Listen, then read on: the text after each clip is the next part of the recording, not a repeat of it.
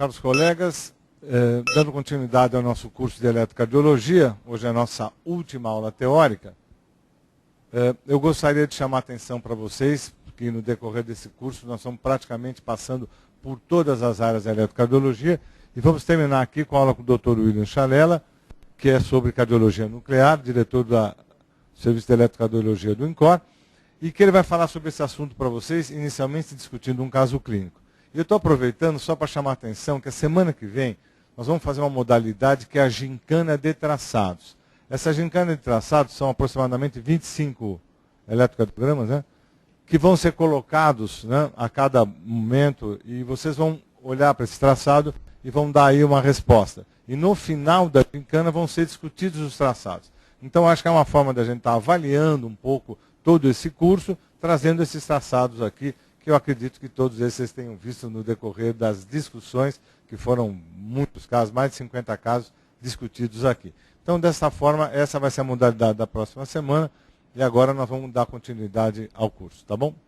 Vamos lá. Ok. Então, bom dia. Inicialmente, então, nós vamos começar com a discussão de casos, ok?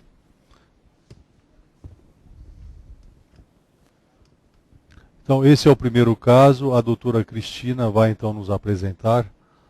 Cristina, por favor. Bom dia. Então, nós temos aqui o caso 52, JW, masculino, 55 anos. Um paciente assintomático que tem uma história prévia de ter apresentado 2 episódios de FA paroxística. Há um ano, ele realizou um Holter que mostrou uma isquemia silenciosa. Na época, ele realizou um teste ergométrico que foi normal e realizou também uma cintilografia de perfusão miocárdica normal. Há alguns dias ele voltou no seu médico que solicitou novamente um teste ergométrico. O teste ergométrico foi positivo. Por conta disso, ele solicitou um exame de estresse físico com cintilografia de perfusão miocárdica. Então, esse é o eletro basal. Este é o eletro de repouso, né? O eletro de basal. Nós podemos observar o quê? É um eletro praticamente normal, né? Nós temos uma onda P normal, o PR normal, o QRS estreito, né? E uma frequência cardíaca também dentro do normal, em torno de 79 batimentos por minuto. Podemos passar o próximo. Aqui nós temos o eletro de pico do esforço. O que a gente pode observar aqui? Nós vamos observar que existe um infra de ST observados em D2, em D3, em AVF, em V5 e em V6, com a morfologia convexa. Nós podemos observar ali em D2 que esse infra de ST chega a quase 3 milímetros, o que torna o teste com diagnóstico positivo para a isquemia miocárdica. Talvez vocês não estejam observando muito bem, mas essa morfologia também chama a atenção dessa convexidade, né? Então a gente pode observar aqui que tem essa convexidade do segmento ST. Eu estou desenhando de uma forma um pouco mais exagerada, certo, Cristina? Certo. Mas você confirma isso, né? Isso. Ok, podemos passar então para o próximo resultado do teste. Positivo. Teste positivo. Ele atingiu 148 batimentos por minuto e teve um gasto energético muito bom para a idade, ou seja, 9 metros. Uma capacidade funcional considerada boa para a faixa etária. Certo. Ok? Então, próximo diapositivo. Desculpa. Então, a gente observa aqui um outro traçado de eletrocardiograma, já na fase de recuperação. O que a gente consegue observar aqui? O infra de ST, ele diminuiu um pouco em relação à fase de pico de exercício, e aquela morfologia convexa, ela teve uma pequena mudança, ela se tornou um pouco mais descendente, em torno de 1 milímetro em D2, em D3 e AVF. Ótimo. Então, muda alguma coisa? Não. Apenas confirma os achados durante o exercício, né? Você quer comentar as imagens? Então, aqui tá, então nós temos a cintilografia de perfusão miocárdica desse paciente.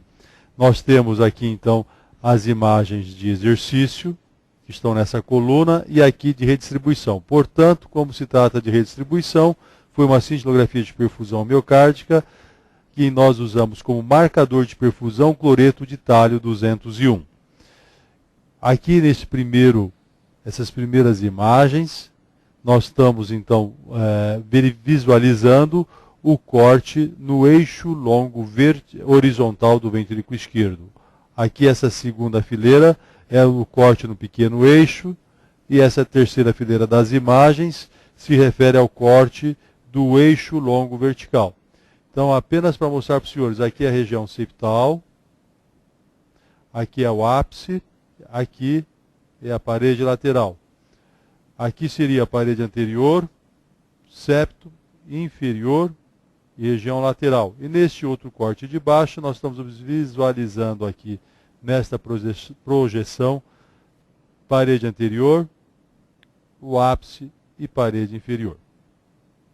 Como os senhores podem observar muito bem, existe então uma captação homogênea, tá, em todas as paredes do ventrículo esquerdo do cloreto de tálio 201. Então nós estamos frente a uma cintilografia de perfusão miocárdica considerada normal num paciente que demonstrou um teste de esforço positivo, com carga alta e tem uma morfologia convexa.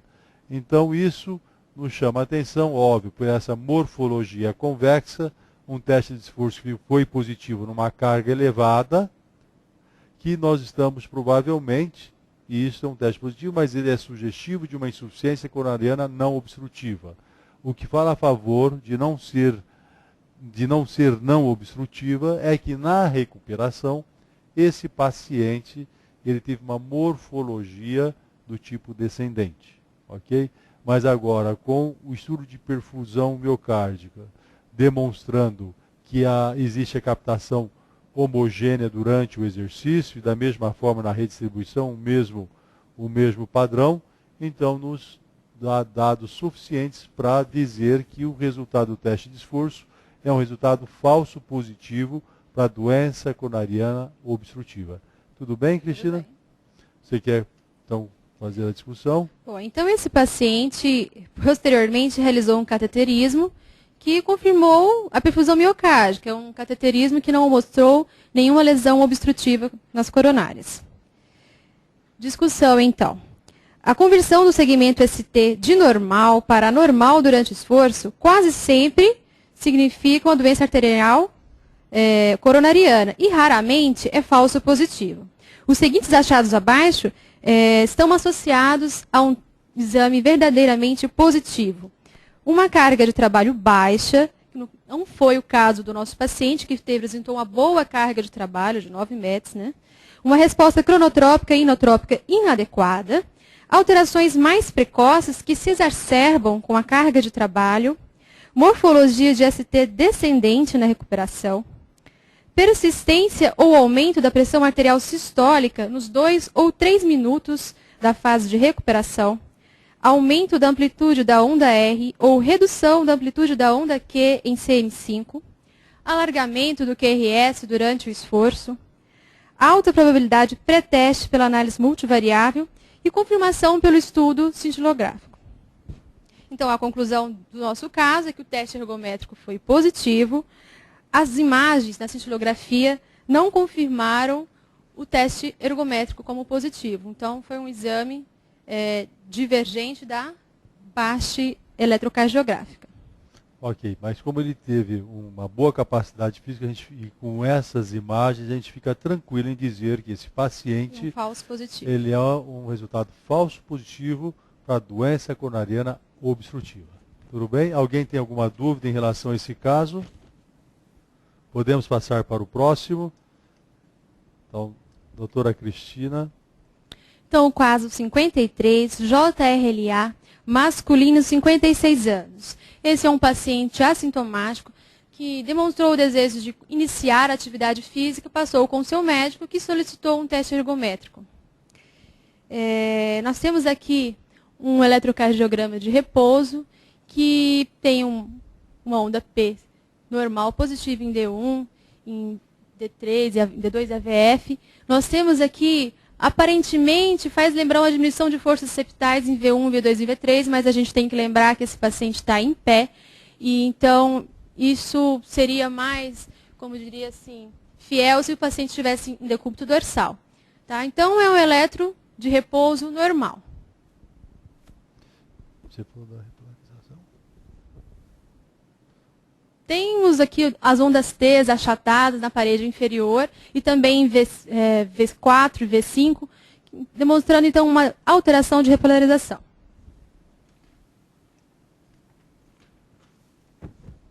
Durante o esforço, nós observamos o quê? Ele apresentou um alargamento do QRS em V1, V2 e V3, lembrando então que um bloqueio do ramo esquerdo. O que faz também ali lembrar que possa fazer uma alteração do segmento ST, mas por conta desse bloqueio de ramo esquerdo. Está bem visualizável, né, em V5 e V6 neste exemplo, né, e D1 também. Essas modificações do segmento ST, certo? Mas não devem ser valorizadas, né, na presença de bloqueio de ramo esquerdo como um teste positivo, porque o bloqueio de ramo esquerdo, ele faz isso. Alteração do segmento ST. Ok?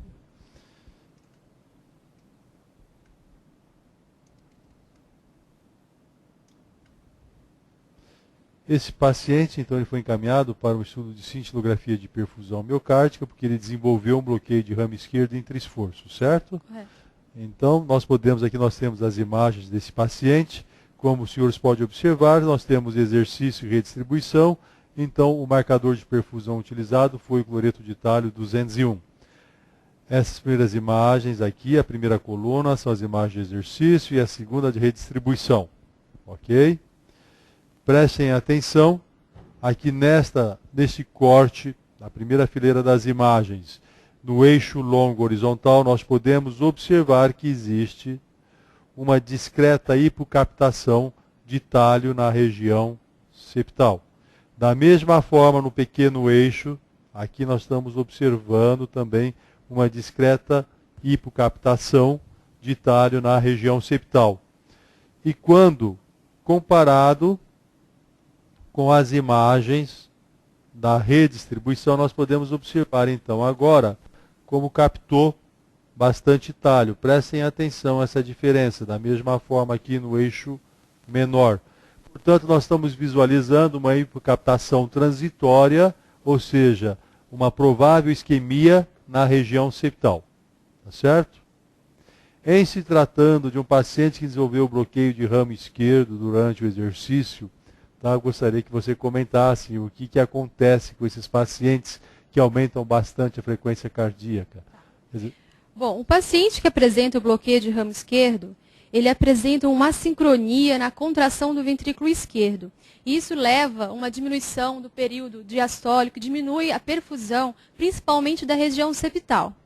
No nosso caso, o paciente que apresenta o bloqueio de ramo esquerdo e em exercício, você tem o quê? Um aumento da frequência cardíaca. Isso aumenta ainda mais a diminuição, o assincronismo do ventrículo e da região do septo, aumentando então o efeito de diminuição da perfusão dessa região septal. Levando então a resultados falso positivo para a doença obstrutiva nesta região. Esse tipo de defeito em pacientes portadores de bloqueio de ramo esquerdo, a gente pode encontrar em septo e às vezes, mais raramente, também em região anterior do ventrículo esquerdo. Tá certo? Bom, e sabendo disso, então nós sugerimos reavaliar esse paciente através de um outro agente estressante, que é o dipiridamol, certo? Que é o estresse farmacológico. Então agora nós, visualizando do lado direito, seria a terceira coluna e a quarta coluna é o exame de perfusão miocárdica com dipiridamol e a sua redistribuição. Podemos observar aqui então que a região septal com estresse com dipiridamol houve uma captação homogênea do radiofármaco, demonstrando então que esse paciente era normal e não apresentava doença coronariana obstrutiva. Ok? Alguém tem alguma dúvida em relação a esse exemplo? Pois não?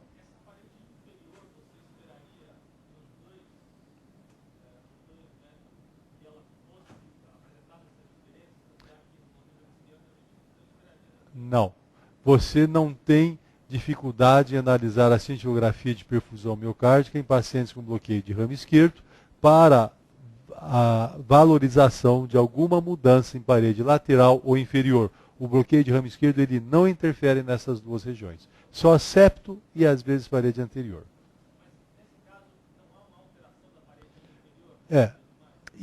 Existe uma discreta alteração aqui na região inferior, neste corte que eu mostrei para os senhores aqui, olha, tá?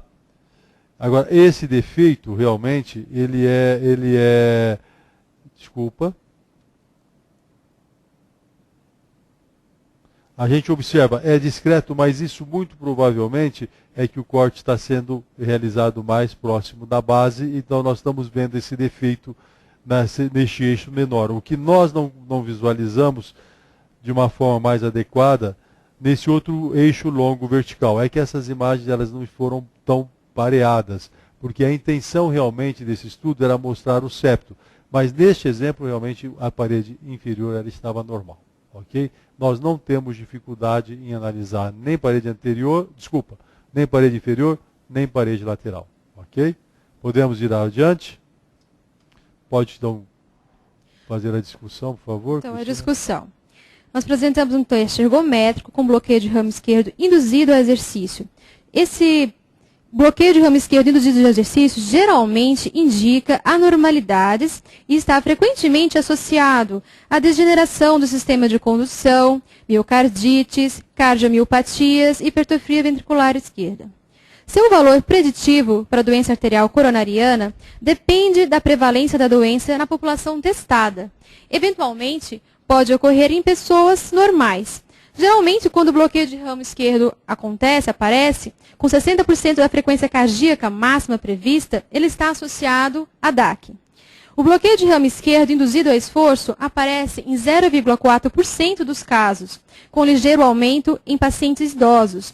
O risco relativo de morte ou de outros eventos cardíacos, ele é maior nessa população e chega a ser cerca de 3 vezes maior quando acontece o bloqueio de ramo esquerdo. Os efeitos de perfusão em região septal vistos à cintilografia com exercício são difíceis de diferenciar dos efeitos de perfusão causados por doença arterial coronariana e parecem ser menos frequentes quando a gente utiliza a cintilografia com estresse farmacológico. E isto é explicado por quê? Porque a utilização de dipiridamol e de adenosina não aumentam tanto o cronotropismo e inotropismo quando acontece na realização do estresse físico, minimizando as diferenças na reserva do fluxo e da perfusão das diferentes regiões do coração. Em portadores de bloqueio de ramo esquerdo, a cintilografia apresenta uma sensibilidade de 79% a 100% e uma especificidade de 81% a 100% quando utilizado ao dipiridamol, a sensibilidade é de 73% a 100% e a especificidade de 10% a 36% quando associada ao estresse físico. Então, portanto, utilizando o estresse farmacológico em pacientes com bloqueio de ramo esquerdo, e nós vamos ter um menor número de resultados falsos positivos, melhorando então a especificidade através dessa metodologia, ok? Alguém tem alguma dúvida? Alguma discussão? Então, obrigado, Cristina. Então, vamos então para a aula. Inicialmente, eu gostaria então de comentar com os senhores que realmente na cardiologia nuclear o carro-chefe é a cintilografia de perfusão miocárdica, ou seja, é indicado esse estudo em mais de 95% dos laboratórios de medicina nuclear, que é o foco da nossa aula. Inicialmente, eu gostaria de rever com os senhores a cascata isquêmica. Ou seja, a isquemia ao esforço induzida, ela obedece uma série de eventos, que nós caracterizamos, então, como cascata isquêmica. Inicialmente, nós vamos observar a perfusão inadequada. Posteriormente, metabolismo anaeróbico, contração diminuída, e por último, então, vão surgir as alterações eletrocardiográficas e a dor anginosa. Fica claro, então, através deste diapositivo, que os métodos de imagem eles são mais sensíveis do que os métodos que nós utilizamos, o eletrocardiograma ou mesmo a dor anginosa. E chama a atenção dos senhores que a cintilografia de perfusão miocárdica e a tomografia por emissão de pósitrons, logo, inicialmente, nós podemos observar através dessas duas metodologias a perfusão inadequada. Portanto, a cintilografia de perfusão miocárdica e a tomografia por emissão de pósitrons são os exames mais elegantes para o diagnóstico de doença arterial coronariana. Agora eu gostaria de rever com os senhores das principais indicações da cintilografia de perfusão miocárdica. Ela está indicada em pacientes com suspeita de DAC, que são pacientes que apresentam, uma probabilidade intermediária para apresentar a doença arterial coronariana. Porém, está indicado para aqueles pacientes que têm probabilidade intermediária pré-teste, mas que tenha alguma limitação ou contraindicação para realizar o exercício físico. Então, estaria indicado já como primeira opção para esses pacientes. E para aqueles pacientes que já realizaram o teste de esforço, quando houver suspeita de que o teste de esforço ele gerou um resultado falso, seja ele falso negativo ou falso positivo, nós devemos reavaliar também esse paciente através de outro método de imagem para melhor triarmos o diagnóstico desse indivíduo. E ainda em doentes coronarianos, está indicado estudo de perfusão miocárdica na avaliação prognóstica, especialmente naqueles que têm alta probabilidade de apresentar doença coronariana. E após o cateterismo cardíaco, devemos também utilizar esta metodologia com a intenção de nós direcionarmos qual o melhor tratamento para o nosso doente, seja ele o tratamento clínico ou a revascularização do miocárdio. E após a revascularização do miocárdio, devemos utilizar o estudo de perfusão miocárdica para a detecção de reestenose, oclusão de pontes ou mesmo a progressão da doença arterial coronariana. E na avaliação de risco, podemos indicar esse estudo após o infarto agudo do miocárdio, após a angina instável ou avaliação de risco de pacientes que vão realizar cirurgia não cardíaca. E naqueles com baixa função ventricular esquerda, é importante esse estudo para nós diagnosticarmos ou não a presença de viabilidade miocárdica. Então, este diapositivo é para mostrar aos senhores que esse estudo deve ser realizado em repouso e também durante o estresse. E após adquirida as imagens de perfusão miocárdica, elas vão ser processadas de tal forma que nós vamos cortar este coração nos 3 eixos mutuamente perpendiculares. Então nós vamos aqui fazer o corte no eixo longo horizontal, nós vamos fatiar então desta forma o miocárdio, e nós vamos então, revisando o que eu comentei anteriormente aos senhores, aqui nós estaríamos então avaliando septo, ápice, parede lateral, e o corte no eixo menor, ok? O eixo curto, nós estaríamos então fatiando de assim esse miocárdio, do ápice para a base. Então nós estaríamos então avaliando nesta projeção a região anterior, região lateral, inferior e septal. E nesse outro corte do eixo longo vertical, então nós estaríamos fatiando esse coração desta forma. Nós então vamos visualizar aqui a região anterior, aqui o ápice e aqui a região inferior. Aqui são as principais modalidades de estresses cardiovasculares.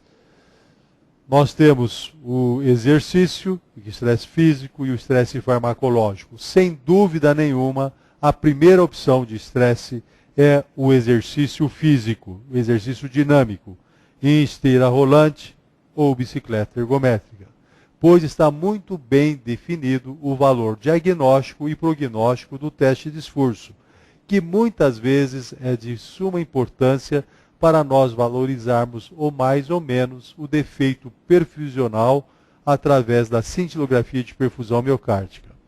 E para aqueles indivíduos com contraindicação ou limitação em realizar o teste de esforço, então, opcionalmente, nós utilizamos o estresse farmacológico. Podemos usar, então, os vasodilatadores, os principais agentes nos dias de hoje, como vasodilatador primário, nós temos o dipiridamol, a adenosina e a adenosina A2A, que não existe no nosso meio, apenas na Europa e nos Estados Unidos. Em nosso meio, o mais indicado é o dipiridamol. Melhor dizendo, o mais utilizado é o dipiridamol.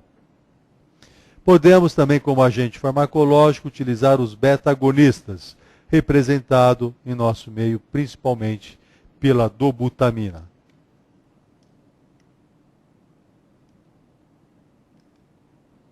Então, quando é que está indicado o estresse farmacológico? Naqueles pacientes que têm contraindicação ou limitação, como eu falei com os senhores anteriormente, quais seriam elas?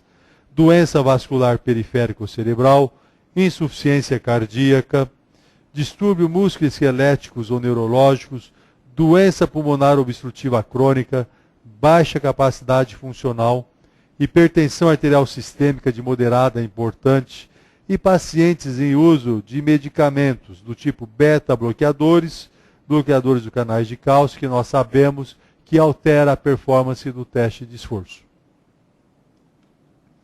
Este é um exemplo que eu vou mostrar para os senhores de um paciente de 50 anos, portador de uma angina atípica, que realizou um teste de esforço, esse foi máximo e negativo.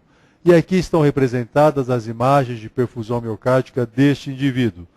A primeira fileira sempre se refere às imagens de estresse e a segunda sempre de repouso. Vejam bem, o que nós estamos observando nessas imagens de estresse, nesse primeiro corte do eixo longo horizontal, existe uma hipocaptação acentuada na região inferior durante as imagens de estresse, que melhora nas imagens de repouso. Portanto, um defeito transitório. Neste outro corte do eixo longo horizontal, podemos observar uma hipocaptação também acentuada, na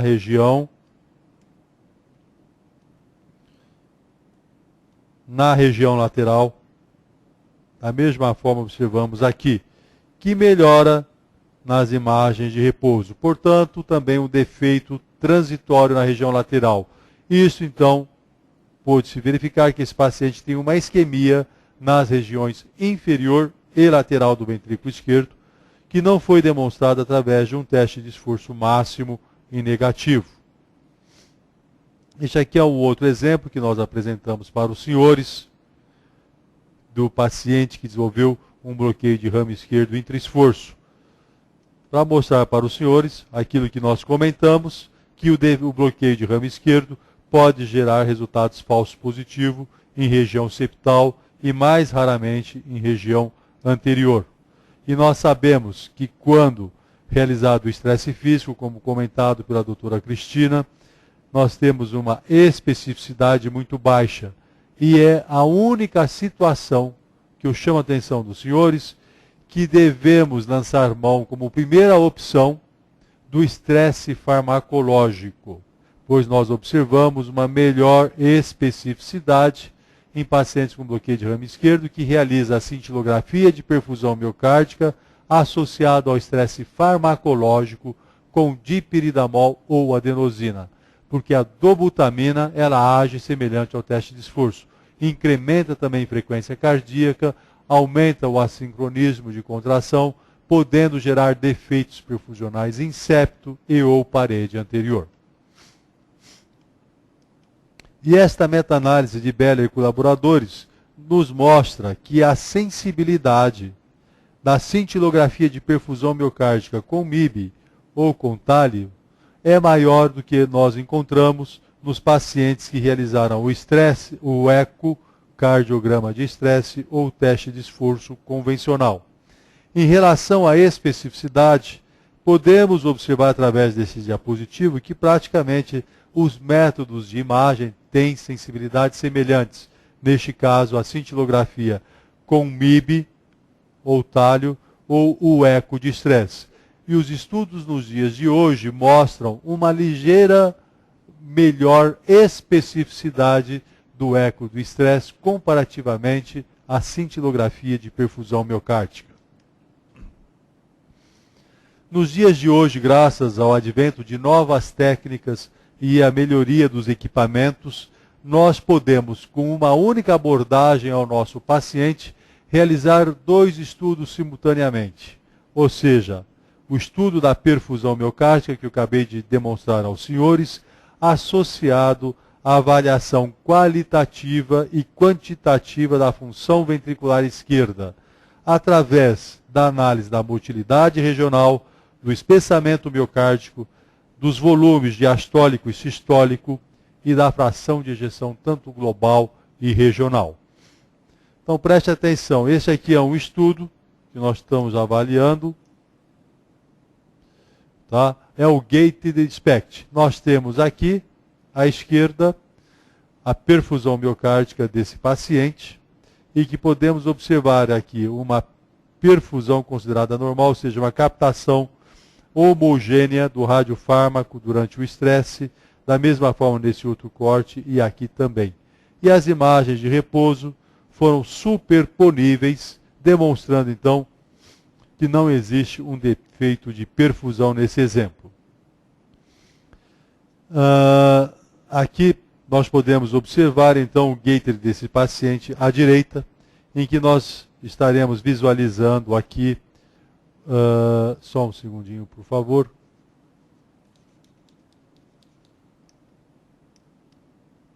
Nós estamos visualizando a cineventriculografia desse paciente, ok?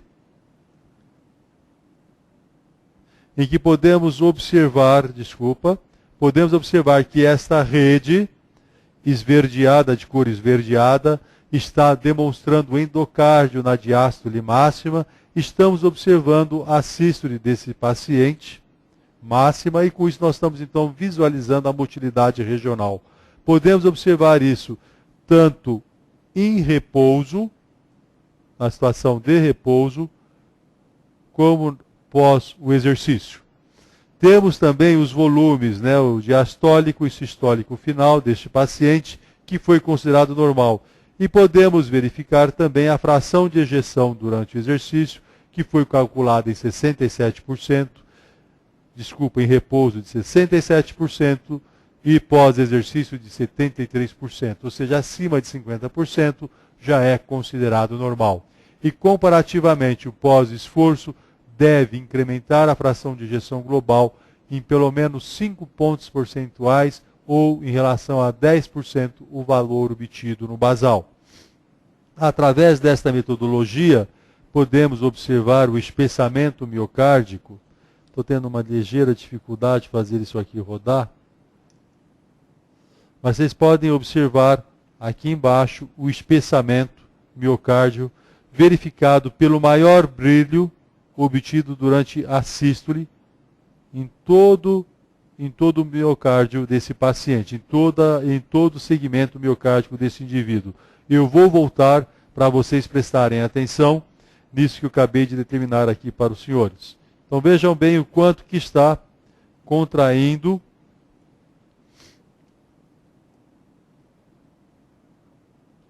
ou seja, o quanto está espessando esse miocárdio. Que na realidade é um aumento do brilho que nós podemos observar. Desculpa essa dificuldade. Você poderia me ajudar aí, por favor? Ver se consegue rodar isso para mim?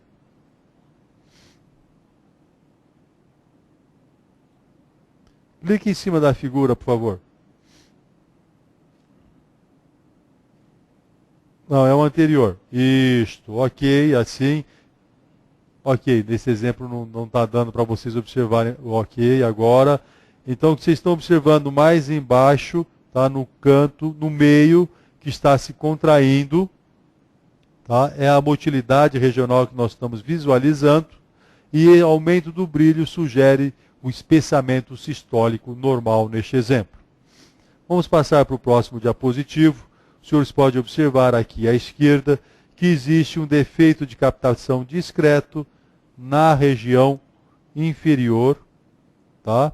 Podemos observar que no repouso tem o mesmo padrão cintilográfico, uma hipercaptação, então, do tipo persistente na região inferior do miocárdio, nesse corte que eu mostrei para os senhores, e aqui embaixo, mesma forma, um discreto defeito de perfusão persistente na região inferior.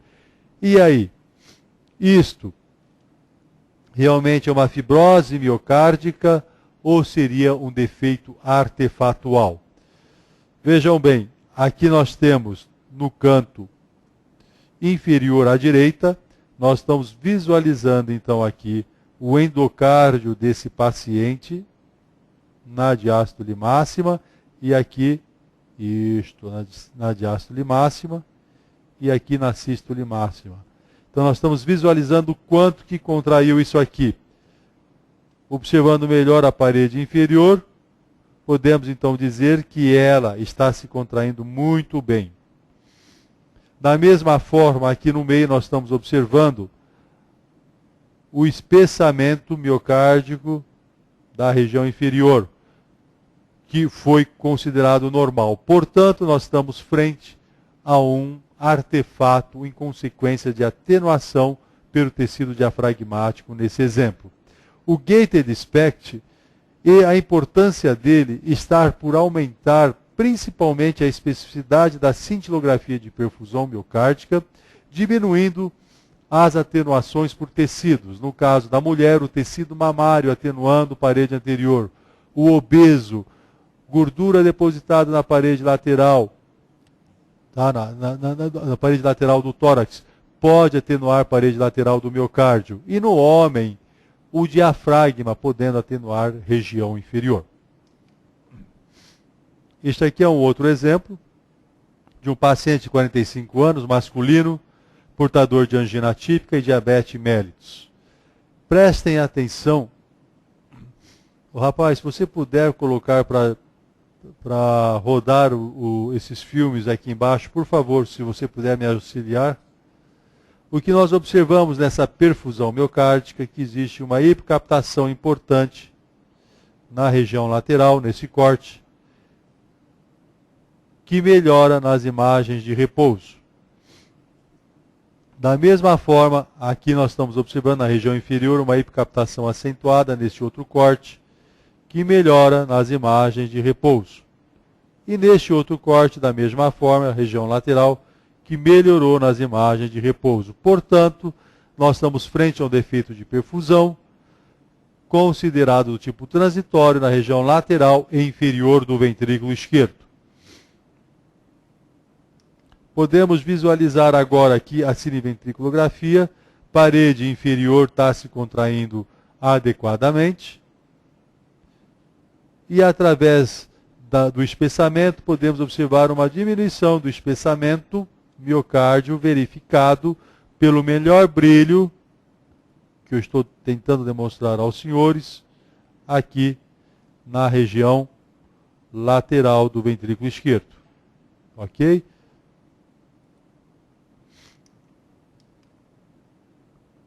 Quando eu falo do espessamento, eu estou me referindo à imagem no canto à direita inferior.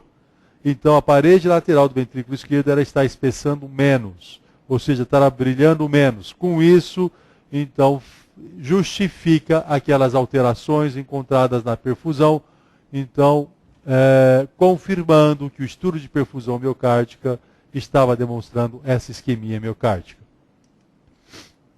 E nós sabemos que em pacientes portadores de diabetes mellitus, ao redor de 22% a 39% deles têm isquemia silenciosa. E em pacientes com diabetes mellitus, o SPECT ou a cintilografia normal, esses pacientes têm evento no primeiro ano de evolução ao redor de 2%. Por outro lado, se no diabético o SPECT for anormal, a incidência de eventos vai para 9%. muito diferente do que encontrado se o SPECT fosse normal. Diferenças essas estatisticamente significantes.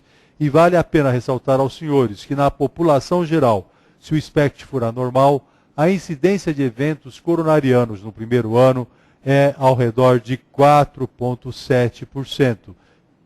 Porém, muito maior para os pacientes que apresentam diabetes mellitus. Por isso que é de fundamental importância nós detectarmos a doença coronariana mais precocemente nos pacientes portadores de diabetes mellitus. E esse é o fluxograma sugerido pela Sociedade Americana de Diabetes para a pesquisa de DAC. Pacientes com diabetes mellitus que apresentam angina discreta com eletrocardiograma normal, ou se a angina for atípica com eletrocardiograma alterado, nós devemos lançar mão de um método de imagem para a detecção de doença coronariana. Se a angina for atípica com ECG normal, nós podemos realizar o teste de esforço convencional. Porém, se tiver múltiplos fatores de risco, devemos já utilizar um método de imagem.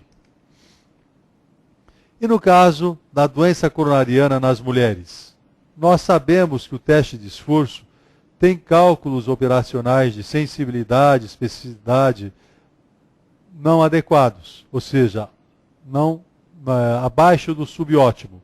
E isto em consequência da observação do maior número de resultados falso positivo do teste de esforço convencional para o sexo feminino. Diferentemente, a cintilografia de perfusão miocárdica com talho ou MIP tem sensibilidades bem mais elevada do que o teste de esforço. E a sensibilidade da cintilografia no sexo feminino, usando talho ou MIP, são semelhantes. O que chama a atenção é que a acurácia, quando se utiliza o Sesta-MIB para as mulheres, é melhor para a cintilografia de perfusão miocárdica. Isso, em consequência, da melhor especificidade encontrada quando nós utilizamos o Sesta-MIB ou o MIB. Vejam bem esse estudo, que interessante. A cintilografia de perfusão miocárdica com talho em mulheres mostrou uma especificidade de 67%. Quando se utilizou o MIP, a especificidade foi significativamente diferente, ou seja, de 85%. Associando o gated à perfusão miocárdica, a especificidade agora foi para 92%, sendo então melhor indicado o estudo de perfusão miocárdica nas mulheres, utilizando o gated SPECT e de preferência o Sesta-MIB ou MIB. Por que isso? Porque o MIB ele tem um fotopico energético maior do que o talho, então ele sofre menos atenuações do tecido mamário comparativamente ao talho. Esse outro estudo de Berman e colaboradores, e que fizeram parte mais ou menos 5.000 pacientes que realizaram a cintilografia de perfusão miocárdica e que teve como objetivo avaliar a mortalidade anual de acordo com os gêneros. O que pôde se verificar é que a cintilografia de perfusão miocárdica ela teve valor incremental para as mulheres comparativamente aos homens, quando o defeito perfusional foi considerado acentuado, ou seja, para as mulheres consideradas de alto risco. E tem um outro estudo também muito interessante em relação aos gêneros, que é esta meta-análise realizada por Shaw e colaboradores, que fizeram parte desta meta-análise ao redor de 70.000 pacientes. E que foram comparados homens e mulheres, diabéticos e não diabéticos. Prestem atenção. O valor prognóstico em relação à morte cardíaca ou infarto do miocárdio durante o primeiro ano pôde-se verificar que para as mulheres ou os homens, tanto de baixo risco como de alto risco, a incidência de eventos coronarianos no primeiro ano foi semelhante. Vejam bem, para agora analisando os pacientes portadores de diabetes mellitus. Os indivíduos considerados de baixo risco ou de alto risco, quando diabéticos, tiveram 2 vezes mais eventos comparativamente aos pacientes não diabéticos. Em relação à mulher e o homem diabético, pode-se verificar que tanto os indivíduos com baixo risco, verificado através da cintilografia de perfusão miocárdica, como aqueles de alto risco, pôde-se verificar, então, que a mulher diabética teve 2 vezes mais eventos, seja ela considerada de baixo risco ou de alto risco, comparativamente aos homens diabéticos. Então, a importância de detectarmos a doença coronariana mais precocemente no diabético e detectar também se a doença coronariana é importante na mulher, pois ela tem uma evolução pior do que os homens. Este algoritmo vem sugerir a estratégia que deveríamos tomar, ou que podemos tomar, no caso das mulheres para a pesquisa de doença arterial coronariana. Então, se ela tiver boa capacidade física em um eletrocardiograma normal, nós podemos realizar um teste de esforço convencional. E se tiver uma probabilidade pós-teste considerada intermediária, devemos já indicar então um gated SPECT para essa paciente. Se ela for diabética, se tiver o eletrocardiograma normal ou uma capacidade física baixa, menor do que 5 METs, já inicialmente devemos indicar então um gated SPECT para a pesquisa de doença coronariana no sexo feminino. Em relação à intervenção percutânea coronariana, nós sabemos que o teste de esforço convencional para a detecção de reestenose tem valores de cálculos operacionais, valores de sensibilidade, especificidade, acurácia, valor preditivo positivo e negativo, que deixa muito a desejar. Diferentemente da cintilografia de perfusão miocárdica, que mostra valores preditivo positivo e negativo considerados adequados. Por isso que vários centros de cardiologia preferem avaliar reestenose após intervenção coronariana através de um método de imagem que pode ser associado ao teste de esforço ou ao estresse farmacológico, dependendo do tipo de paciente que nós estamos lidando. Este é um exemplo de um paciente de 56 anos, masculino, 2 meses após a realização de um stent colocado em território de descendente anterior, o indivíduo fez então essa cintilografia, pois apresentava um angor atípico. Ao teste de esforço, ele teve alterações no segmento ST, mas apresentava um distúrbio de condução intrainfarto. Por isso, o teste de esforço foi inconclusivo. Vejam bem as imagens desse paciente. Intenso defeito na região inferior, mesmo nas imagens de estresse, o mesmo defeito nas imagens de repouso, estão demonstrando um defeito persistente ou uma fibrose em parede inferior. Vejam bem agora nesse outro corte do eixo longo horizontal. Parede lateral, intenso defeito de captação na parede lateral, nas imagens de estresse. Olha as imagens de repouso. Uma melhor captação comparativamente às imagens de estresse. Então nós temos uma fibrose em parede inferior, temos uma isquemia na região lateral, no indivíduo que colocou um stent em DA há 2 meses. E aí? Esse resultado é um falso positivo ou realmente esse indivíduo tem doença em outra artéria que não foi visualizada previamente ou evoluiu rapidamente? Após a colocação de um stent em diagonais, nós podemos observar agora a melhora da captação de MIB na região lateral do ventrículo esquerdo. A parede inferior continua fibrótica, pois é onde o indivíduo teve um infarto do miocárdio prévio.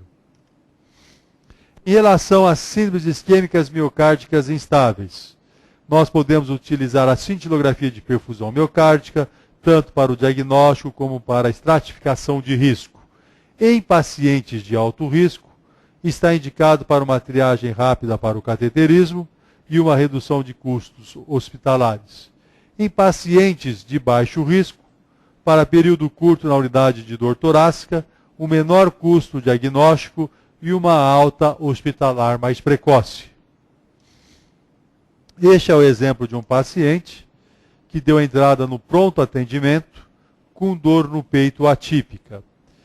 O eletrocardiograma desse paciente era normal. Durante a dor, foi injetado o MIB e realizou-se, então, as imagens de perfusão miocárdica desse paciente. Vejam bem o tamanho do defeito na região inferior desse indivíduo, pegando um pouquinho do septo.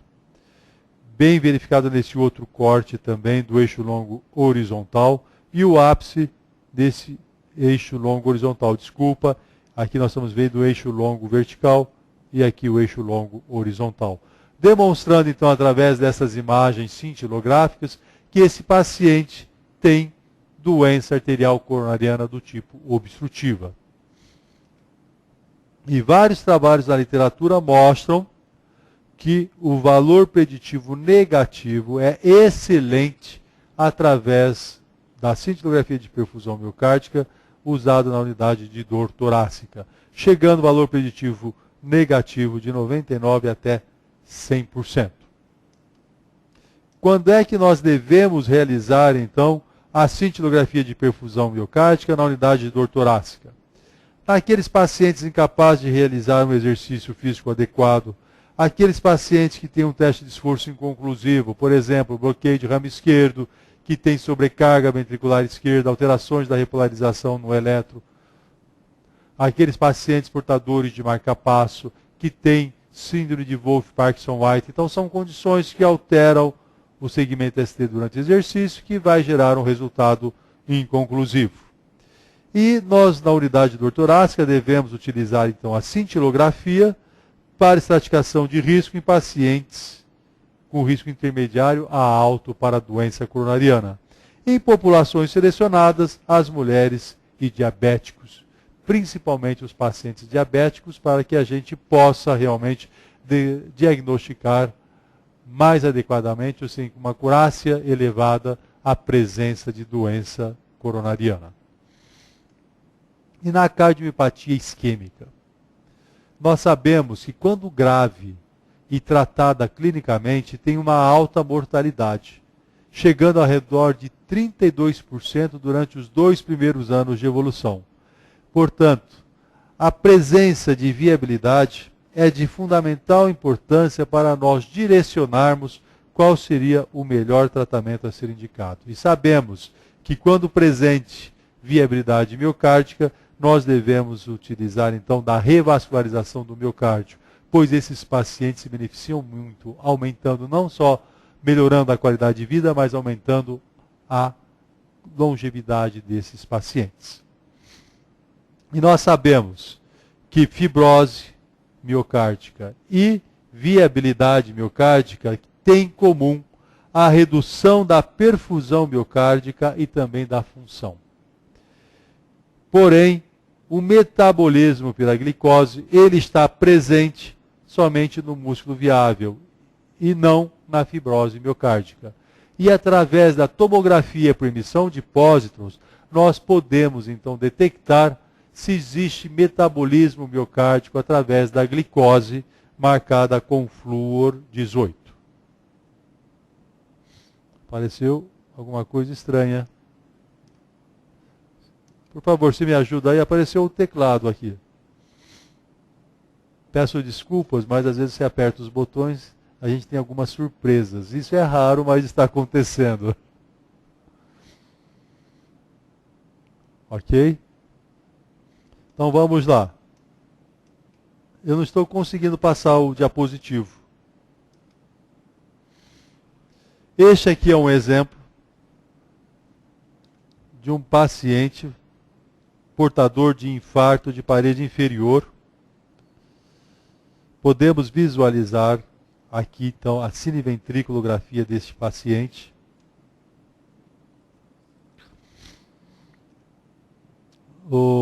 Rapaz, por favor, aperta nessa imagem aqui no canto à esquerda. Por favor, dê um clique nela. Isto.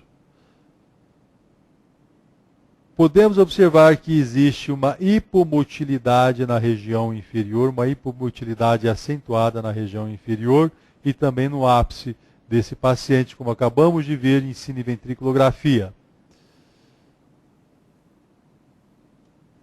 E na perfusão miocárdica, nós podemos observar que existe uma acentuada hipocaptação de MIB na região inferior e apical do ventrículo esquerdo. E aqui nós temos, então, o estudo do metabolismo através do PET ou da tomografia por emissão de pósitrons. Podemos observar que existe captação de glicose na região inferior, onde existe uma diminuição importante ou uma ausência de perfusão. Então, este padrão nós chamamos de mismatch. O que seria o mismatch? Então, é a discordância entre a perfusão e o metabolismo, ou seja, a ausência ou diminuição de perfusão em determinada região que capta glicose, ou seja, tem metabolismo pela glicose nesta mesma região. Então, este é o diagnóstico de viabilidade miocárdica. O próximo exemplo, nós podemos observar aqui a cineventriculografia desse indivíduo, que existe um movimento paradoxal no ápice. Existe também uma hipomotilidade importante, principalmente na região médio apical da parede anterior. E na perfusão miocárdica deste exemplo, nós podemos então observar que existe uma acentuada hipocaptação na região média e apical da parede anterior deste indivíduo.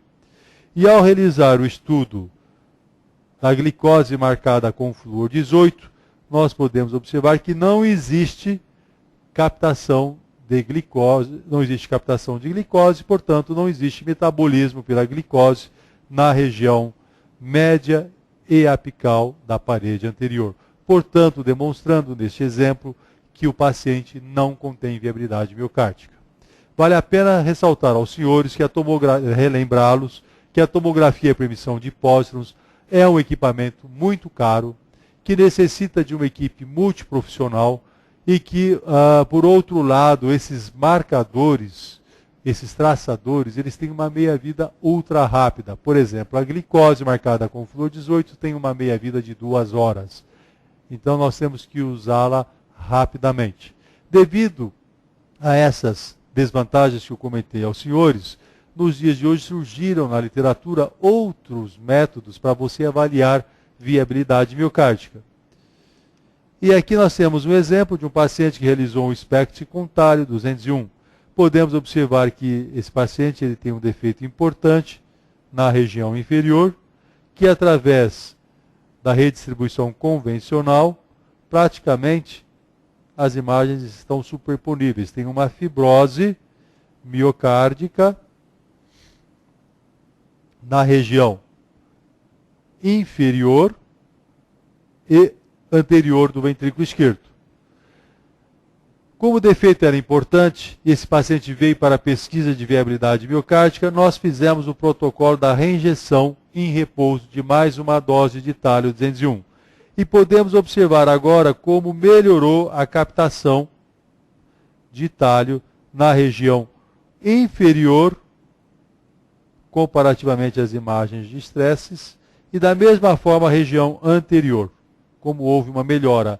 Então, demonstrando através desta metodologia que contém viabilidade miocárdica tanto na parede inferior quanto na parede anterior. Ok? E vários trabalhos na literatura mostram que o método da reinjeção com talho 201 para a pesquisa de viabilidade miocárdica tem valores de previsão positivo e negativo semelhantes ao encontrados pela tomografia por emissão de pósitrons. Então vejam bem, hoje já está consagrado que o protocolo da reinjeção com talho 201 para a pesquisa de viabilidade miocárdica, ele tem valores preditivos, positivo e negativo, semelhante à tomografia. E por isso, então, fica consagrado que a utilização desta metodologia para a detecção do miocárdio viável. E agora já estamos finalizando. Gostaria de comentar alguma coisa em relação ainda ao prognóstico para os senhores. Vejam bem, de acordo com esse trabalho, é uma meta-análise que fizeram parte de 18 mil pacientes. Prestem atenção como o SPECT normal ele é de excelente prognóstico comparativamente àqueles que têm anormalidades através da cintilografia de perfusão miocárdica. E o que eu quero chamar a atenção dos senhores, que quando o SPECT ele é normal, a incidência de eventos coronarianos no primeiro ano de evolução é menor do que 2%. Mas quero chamar a atenção ainda ao seguinte, que os pacientes que foram referidos ao teste de esforço de coloração amarelada, a incidência de eventos no primeiro ano para o SPECT normal foi de apenas 0,65%. E para aqueles que foram referidos ao estresse farmacológico, a incidência de eventos no primeiro ano foi de 1,78%. Da mesma forma, para os pacientes com SPECT anormal, quando referidos de coloração amarela para teste de esforço, a incidência de eventos no primeiro ano foi de 4,3%. E para os indivíduos que realizaram o estresse farmacológico, quando o SPECT foi anormal, a incidência de eventos cardíacos no primeiro ano foi de 9,98%, demonstrando diferenças significativas também de acordo com o tipo de estresse indicado para o nosso doente.